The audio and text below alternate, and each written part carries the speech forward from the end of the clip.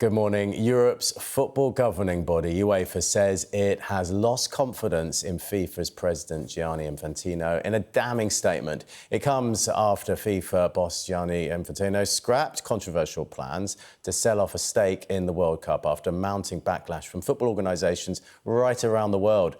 In comments obtained exclusively by Sky News, Mr Infantino conceded the proposal had created divisions that made the idea untenable. Well, let's cross live to our sports correspondent, Rob Harris. Rob, I mean, looking at this statement, damning is an understatement. Things like, it's our job to protect football and we cannot keep going on like this with secret screams on fast-track timescales. Yeah, I mean, it's worse than damning, if that's possible. Yeah, it's looking perilous for Gianni Infantino's presidency at FIFA. It was in the early hours of this morning I revealed from Gianni Infantino that FIFA was scrapping these plans to try to sell off stakes in the World Cup to private investors.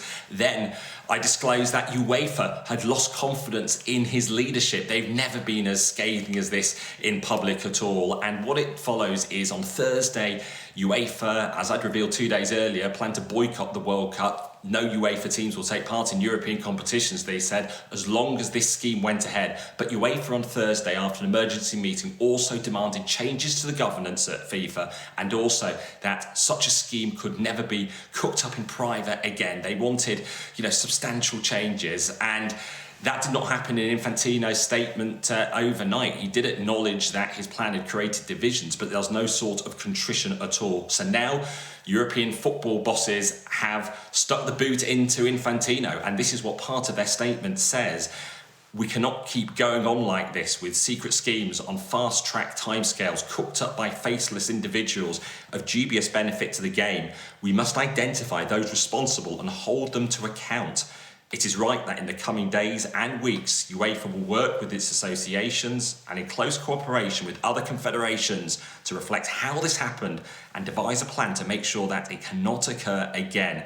That review should be thorough and fundamental. No option should be off the table. The current FIFA leadership has not only lost UEFA's confidence, but also that of many other members of the football family. This is a victory for the whole game, but it must not be the end of the story. The proposal has gone. The task of rebuilding trust in FIFA has only just begun. Well, that is absolutely damning about Infantino, who used to be the boss running the administration at UEFA. He was General Secretary up until 2016. He was the person who was brought into FIFA to try to clean things up in 2016 after the discredited Sepp Blatter era and the scandal and controversy and arrests of football officials that brought Blatter and his era tumbling down. But as UEFA say in their statement that he's failed to deliver on his promises when he was elected about being transparent and about being open where the money's going in world football. They talk about a shabby backroom opaque deal he's had to try and force through things that were not transparent. And at the heart of this is the money involved. This was a plan he'd concocted, Infantino, to spin off the World Cups into a new venture valued at $20 billion with JP Morgan Bank. Now looking to sell off $4.2 billion of that to private investors. So private equity could have a 20% stake in FIFA competitions forevermore. And as Infantino's former advisor up until yesterday, Carlos Cadera, revealed to me in his exclusive resignation statement, he thought it was undervalued. He said it was a bad deal for football and questioned why this deal was being done now. Who was benefiting financially from this? Well, it was a deal that was being overseen in part by one Joshua Kushner from Thrive Capital. He's the brother of Jared Kushner, the son-in-law of Donald Trump. And this whole controversy has raised new concerns about Infantino's links to the Trump family. In February, I reported on how Infantino was trying to launch a FIFA crypto venture with one of the sons of Donald Trump even. And this has led to concerns about cronyism, particularly right at the heart of FIFA when Infantino was meant to be the person to clean things up. Where does this leave Infantino's position now? Next year, he's due to stand for re-election for another, what should be his final 4-year term. What UEFA are effectively saying today is he should not be re-elected, and they're trying to find potentially another candidate to replace him. And Europe is the biggest confederation of all the 6 in world football with 55 members. Gianni Infantino's presidency is looking very much in jeopardy.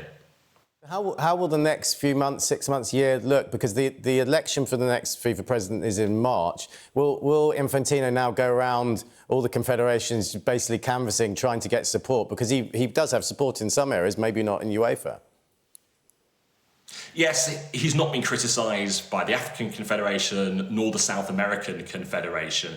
It's the European, Asian and North American bodies that have come out against these proposals this week, but that it covers the majority of the world's football associations. Yet still, even today, the Confederation of African Football has been cautious. The same with South American body CONMEBOL, who actually want to see the World Cup expanded from 48 to 64 teams. And so often there is self-interest in the game, and that has prevented people speaking out because, as we've been hearing in statements, including from his chief operating officer at FIFA, Kevin De Moore, who's still in place but criticised the plan yesterday, so much is often cooked up in secret, and there's all these deep concerns about what has been going on over the years. I've been reporting on the entirety of Infantino's presidency, and there's been controversies throughout, from his close association with Vladimir Putin at a time of Russia having already invaded Ukraine. Then there's a scheme in 2021 to try to stage the World Cup every 2 years rather than every 4, and that was opposed by UEFA.